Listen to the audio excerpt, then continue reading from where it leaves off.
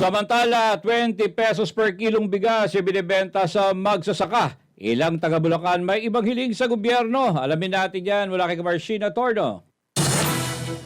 Tanging mga kwalipikadong benepisyaryo mula sa hanin ng mga magsasaka ng palay at mga manggagawang bukid na rehistrado sa Registry for Basic Sectors in Agriculture o RSBSA ang inimbitahan sa National Food Authority warehouse sa Balagtas, Bulacan. Maga ng Miyerkules, inununsad ng Department of Agriculture ang programang 20 pesos sa kada kilo na bigas na hindi lamang para sa mga piling sektor.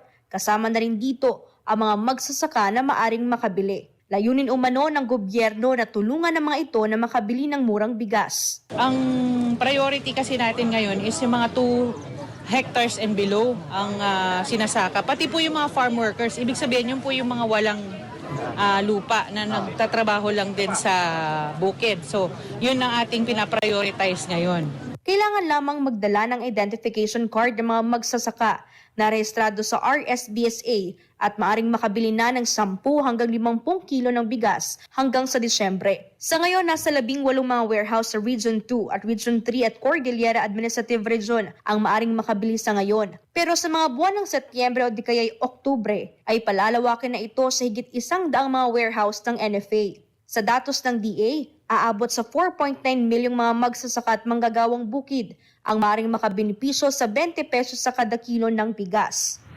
Pero sa panig naman ng ilang magsasaka sa Balagtas at Bustos, Bulacan, nauunawaan nila na ang nasabing programa ay para lang makatulong sa kanila. Pero para sa magsasakang si Eduardo, hindi ito ang tulong na nais nilang makuha mula sa gobyerno. Hindi baling hindi kami bigyan ng ayuda.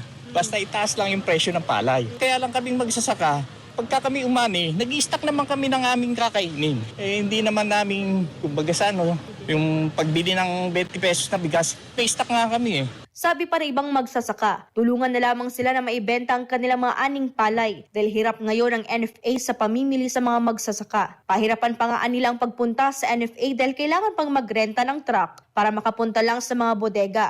Pero kalaunan ay hindi naman binibili. Pagka hindi kumpleto sa tuyo o may konting bukbok o halimbawa yung sariwa, reject na. Hindi naman nila kukunin sa amin, dadali namin dito . Babayad pa kami ng sasakyan. Gasolina pa, oo.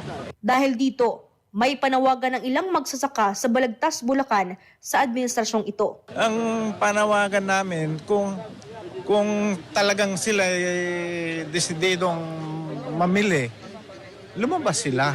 Hindi yung magsasaka ang pupunta dahil 95% ng magsasaka mahirap. Ultimo, aarkila ka ng truck, painante. Pagdating dito, kung halimbawa bibilin man nila, ire-rebag mo. Isa ng trabaho pa yun. Anila, hindi pa nga nakakabawi ang mga magsasaka sa lugi matapos barati ng mga trader ang kanyang mga ani. Sa kabila nito, aminado naman ang Department of Agriculture na hirap ngayon ang NFA sa pamimili ng palay mula sa mga lokal na magsasaka. Dahil pa rin ito sa kaparehong problema, kakulangan ng pasilidad.